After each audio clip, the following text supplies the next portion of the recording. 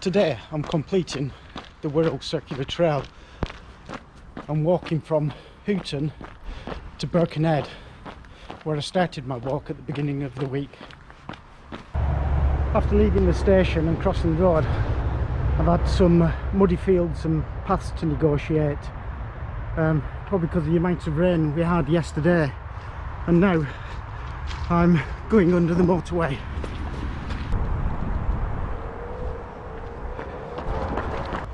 This is the Church of St Mary in the village of Easton, a village that was mentioned in the Domesday Book.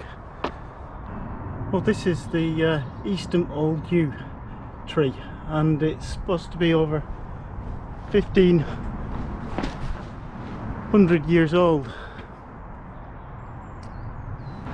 This is Easton's village cross and war memorial.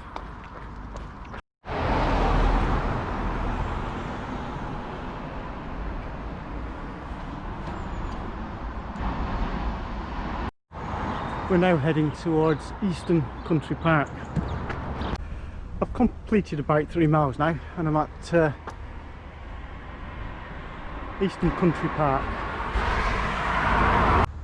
The history of Easton Country Park goes back to 1847, when the owners of the Easton Ferry Hotel built pleasure grounds and zoo. Well, this is the Easton Ferry Hotel on my left, and I've now got a view of the River Mersey ahead.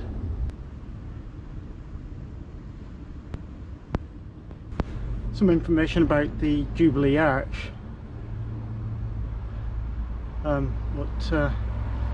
it's not here anymore. It was demolished in 1934. From the site of Easton Ferry you get views of the Mersey and across towards Liverpool. On this information board for the Wirral Maritime Heritage Trail, it shows the Jubilee Arch here next to the hotel. Just a little further north from Easton Ferry is Job's Ferry, and there's some steps here cut into the sandstone onto this jetty, and it's believed that the ferry dated back to the 12th century.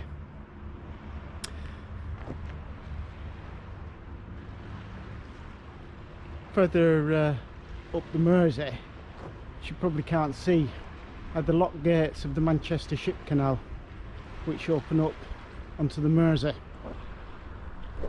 I've completed 5.5 miles now, and I'm at Bromborough Pool village,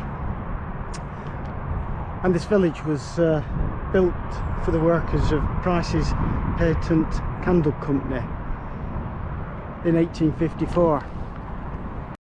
Unfortunately, the information board here is rather weathered and illegible.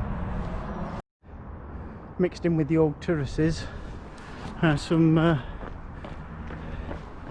newer houses. Well, I guess in the 19th century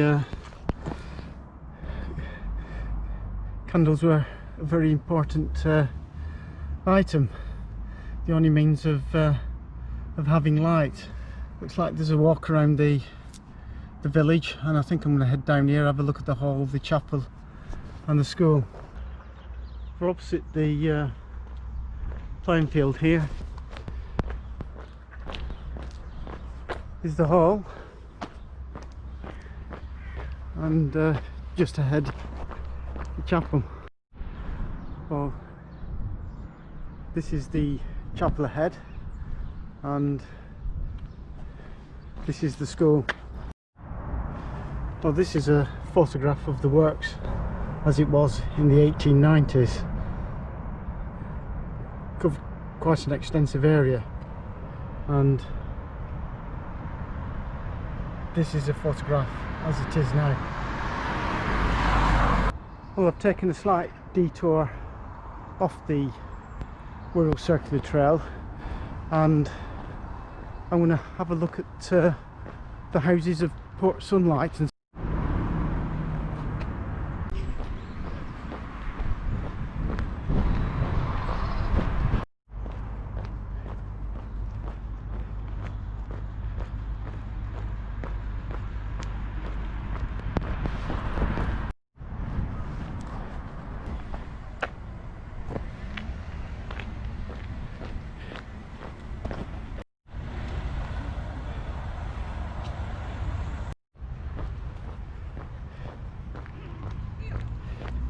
This model village, built by the Lever brothers, is truly splendid, and I'm now walking towards the Lady Lever Art Gallery.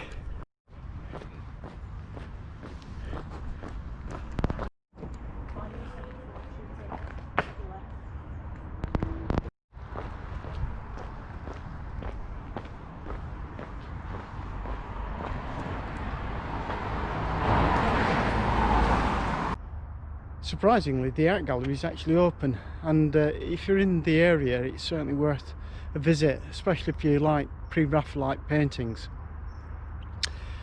My favourite pre-Raphaelite in this art gallery is Apple Blossoms by John Everett Mealy. It's now time to leave Port Sunlight and find my way back to the Wirral Circular Trail.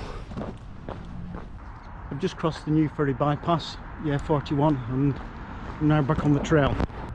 I've now made my way back down to the banks of the River Mersey to an area known as Shorefields, and it was here that ships would be broken up for scrap.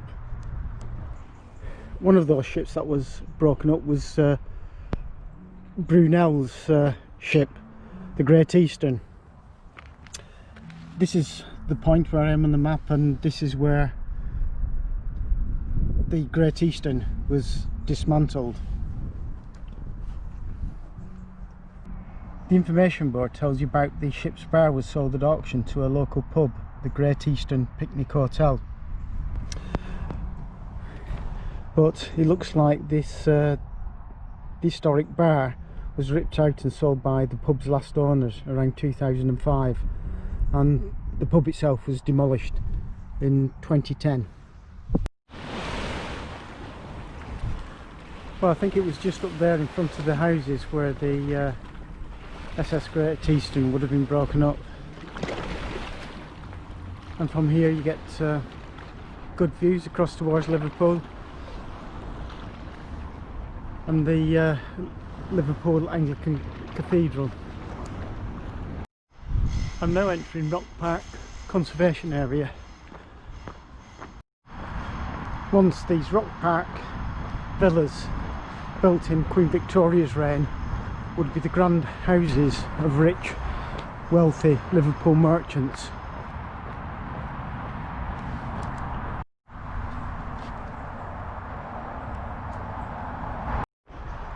I think many of these houses have seen much better days.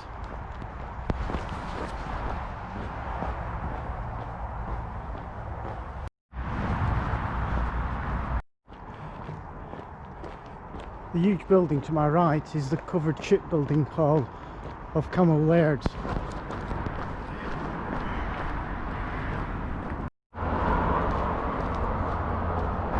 Well, I've walked just over 11 miles and there's 2/3 of a mile now to Woodside.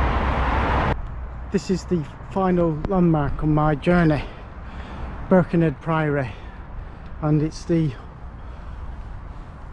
oldest building on Merseyside.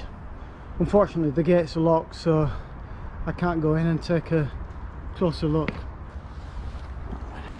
By the time I reach Woodside Ferry Terminal, I'll have done about 12 miles. That includes the detours around Port Sunlight and Bromborough Pool village, which must have added on a couple of miles. If you miss those out, you'd probably do this walk in about 10 miles. Well, here we are, back at Woodside, and the German U-boat. Well, that concludes my walk on the Wirral Circular Trail. And I think it's a trail full of interest. You've got the history and the industry down the banks of the River Mersey. You've got the sand dunes and the seashore of North Wirral. You've got an old railway line, and you've got some good public transport in the way of Merseyrail to link up the ends of your walk.